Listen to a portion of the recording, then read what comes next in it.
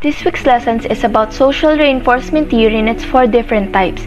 We were also assigned to read and to connect this week's lessons to any Yuval Noah Harari book. The book, entitled 21 Lessons for the 21st Century by Harari, shares many good ideas. In Part 3, Chapter 14, Secularism, page 214 states that if we don't know something, we shouldn't be afraid of acknowledging our ignorance and looking for new evidence. We shouldn't be afraid to question our judgment, make mistakes, or face harder challenges. Let's just be optimistic in life, believe in ourselves, and pay more attention to motivating factors so that we are more eager to learn. This is where the lesson comes in that reinforcement and feedback plays an important role in learning processes as it has direct and indirect consequence on person's behavior. Reinforcement is a motivation which depends upon performance and increases the chance of performance being frequent. Reinforcement theory. People will be more likely to perform a specific behavior if it's followed directly by the occurrence of something pleasurable or by the removal of something aversive. In the book of Yuval Noah Harari, which is entitled Money, hunter-gatherers had no money before, so what they did was a simple barter. A piece of meat given for free would carry with it the assumption of reciprocity, which means if you were given a piece of meat, you have to give them something in return. May it be a free medical assistance, food, or just anything that you can give them in return. And if your product is good enough, more people will go to you and exchange something that they can offer. And this is where the occurrence of something pleasurable falls. When studying psychological disorder, it is also important to study their treatment. So, in the documentary that a group watched entitled Being Bipolar, I saw how this disorder affects person's daily life. So, bipolar disorder can cause changes in a person's mood, energy, and their ability to function. So, the cause of bipolar disorder is still unknown, but there are many reasons people may develop it. So, in our previous topic about etiology, so if the treatment is successful in treating disorder, it may give us hints about the cause of disorder. So, bipolar disorder doesn't have any permanent treatment, which means people who have it relies on medication like mood stabilizing medication and going to therapy to control and live like a normal life. The reinforcement theory, in my opinion, was created to professionalism and etiquette during a conversation. In my opinion, while reading, I was the one who applied the reinforcement theory. What Yuval mentioned in his topic is correct, but there is a part that makes me wonder which side to take. And there, the theory that I believe comes into play is that in order to have a manageable conversation. As an example, in Yuval's Homedeus book entitled Invisible Armadas 1-8, he says here that there are people who believe in the virus and thus have an epidemic, and that this is spread because it was brought by Francisco de Eguía, who had the smallpox virus. And the Mayas from the peninsula believe that it was because of three evil gods who fly from village to village every night, namely Ekpets, Uzankak, and Sojakak. I believe it was because of by virus, but I respect the Mayas beliefs because I understand that this conversation is not only about me but also about them.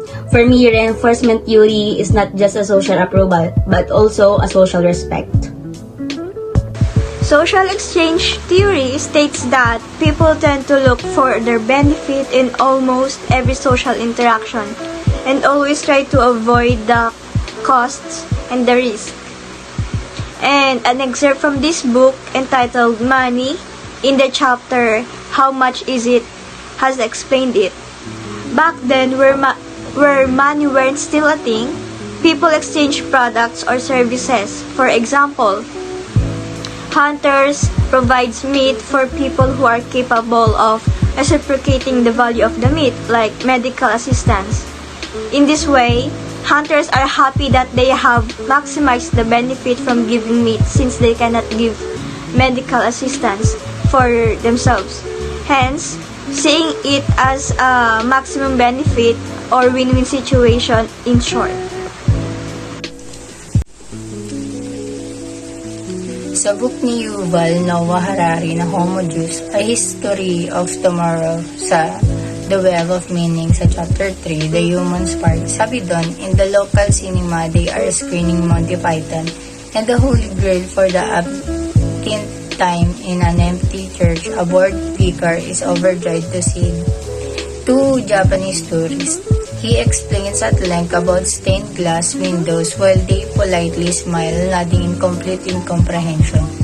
On the steps outside, a gaggle of teenagers are playing with their iPhones. A Pakistani street cleaner is sweeping the pavement while a nearby radio broadcasts the news.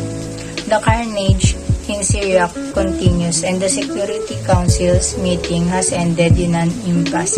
Suddenly, a hole in time opens. A mysterious ray of light illuminates the face of one of the teenagers, who announces, "I am going to fight the infidels and liberate the Holy Land." Sa reinforcement theory, sabi doon na people will more likely perform a specific behavior if it is followed directly by the occurrence of something pleasurable or by the removal of something aversive. Likewise, people will more likely refrain from performing a particular behavior if it is followed by the occurrence of something aversive. Katulad nung sa dalawang tourist na nagnanad at ngumingiti sa ina-explain sa kanila ng vicar. Pero nagbago yung mood nila after nila marinig yung isang teenager na nagsabi ng, "I am going to fight the infidels and liberate the Holy Land," kasi nakarinig sila ng something aversive. Last week is about reinforcement and social exchange theory. The connection of Yuval Noah book to our topic is a person will weigh the cost of social interaction, negative outcome, against the reward of the social interaction, positive outcome. These costs and rewards can be material like money, time, or service. Just like in the book Money is more open-minded than language, state laws, cultural codes, religious beliefs, and social habits. Money is the only trust system created by humans that can bridge almost any cultural gap, and that does not discriminate on the basis of religion, gender, race, age, or sexual orientation. Relate ko sa topic natin this week sa social reinforcement ay yung nabasa ko na interesting para sa akin sa book ni Yuval Noah Harari na Money, and yung chapter niya is The Price of the Money, and yung pinaka-interesting na nabasa ko dun ay yung we do not trust the stranger or the door neighbor, we trust the coin they hold. If they run out of coin, we run out of trust. We can relate this sa social reinforcement, and money can be symbol or serve as the reinforcement in everything we do.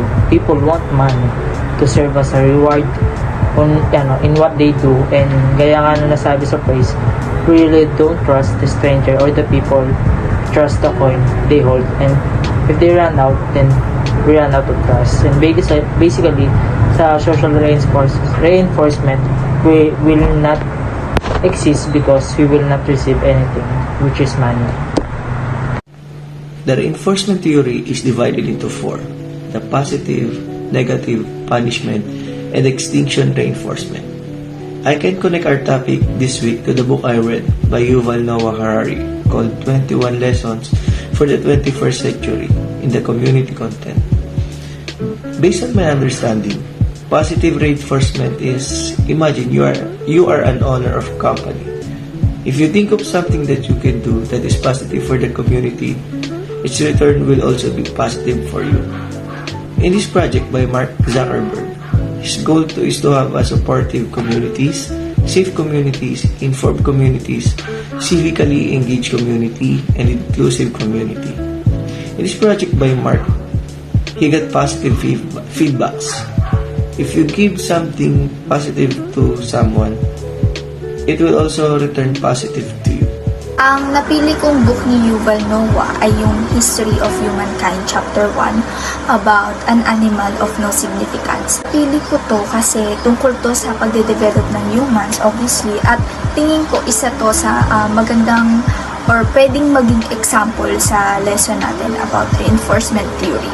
According to our lesson, social behavior is governed by external events, and sa book ni Yuval about humankind, tungkol ito sa kung paano nakasurvive ang mga Homo sapiens noong unang panahon at nabuhay sila ng matagal na panahon dahil there is a stimulus for survival.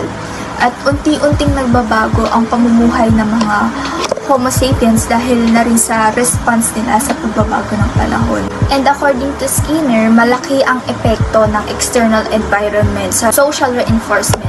And when evolution happens, their reinforcement in survival have become their response to survive for their future.